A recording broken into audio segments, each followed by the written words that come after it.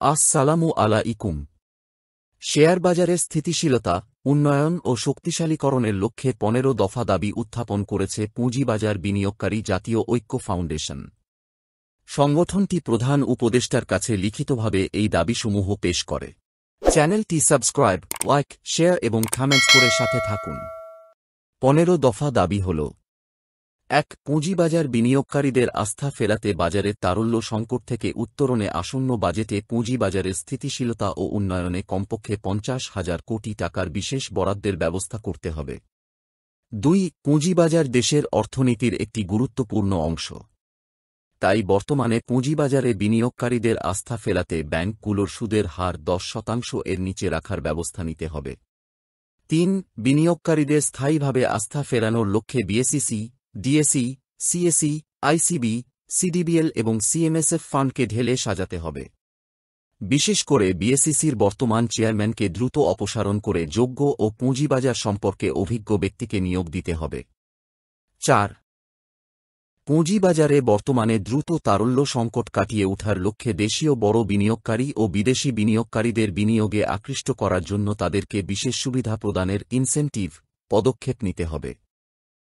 ৫. Share market ও bank লুটকারী সাবেক fascist সরকারের উপদেষ্টা সালমান এফ রহমান এবং তার বিশেষ সহযোগী শেয়ার মার্কেট খেঁকো ও মিউচুয়াল ফান্ড লুটকারী হাসান তাহের ইমামকে অতি দ্রুত দৃষ্টান্তমূলক শাস্তি প্রদান করতে হবে।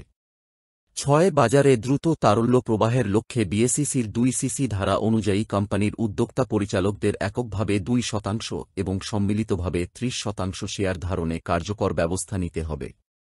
৭. পুঁজিবাজার উন্নয়নে সরকার কর্তৃক আইসিবিকে দেয়া ৩,০০০ কোটি টাকার ফান্ড পুঁজিবাজারে বিনিয়োগের স্বচ্ছ প্রতিবেদন দ্রুত জনসম্মুখে প্রকাশের ব্যবস্থা করতে হবে।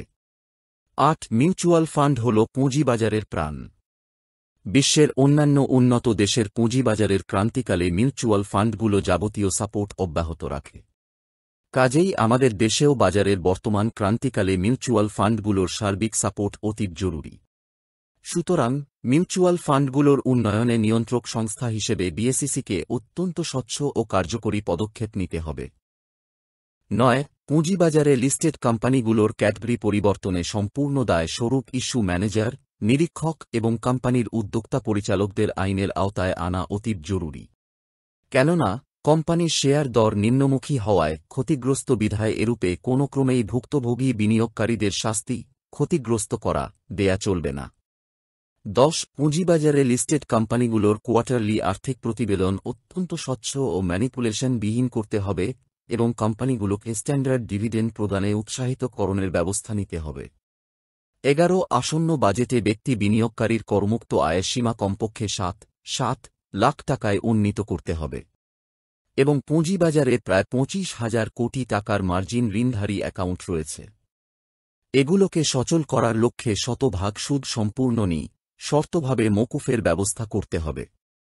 ১২. বাজারের প্রতি আস্থা ফেরানোর জন্য বিনিয়োগকারীদের করবর্ষে ৫০ লাখ টাকার অধিক অর্জিত মূলধনী মুনাফার উপরের হার ১৫ এর পরিবর্তে ৫% করারোপের সুব্যবস্থা নিতে হবে। ১৩. পুঁজিবাজারের উন্নয়নে ভালো ও মৌলভিত্তিসম্পন্ন কোম্পানি বাজারে আনতে হবে। কোনো ক্রমেই দুর্বল ও ঋণগ্রস্ত কোম্পানি তালিকাভুক্তির অনুমোদন দেয়া যাবে না এবং বিনিয়োগকারীদের ব্যাপক আস্থা অর্জনের লক্ষ্যে বাইব্যাক আইন দ্রুত বাস্তবায়ন করতে হবে।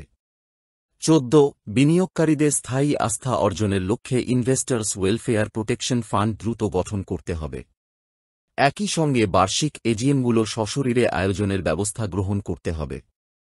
১৫. পুঁজিবাজারে স্থায়ী স্থিতিশীলতার লক্ষ্যে অর্থমন্ত্রণালয়, Bangladesh bank, BSEC, DSE, CSE, ICB, বিনিয়োগকারীদের রেজিস্টার্ড সংগঠনের প্রতিনিধি, ABB, BAB, BMBA, DBA, CDBL, CCBL, BAPLC ও সিএমএসএফ এর প্রতিনিধিদের সমন্বয়ে প্রতি মাসের প্রথম সপ্তাহে গ্রহণযোগ্য সমন্বয় মিটিংয়ের ব্যবস্থা করতে হবে।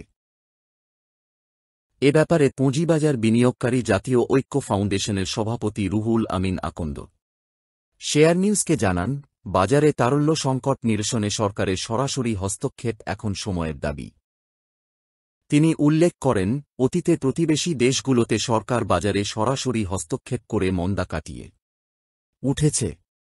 তাদের মতে বর্তমান পরিস্থিতিতে বাজারে অর্থপ্রবাহ বাড়ানো ছাড়া বিকল্প নেই।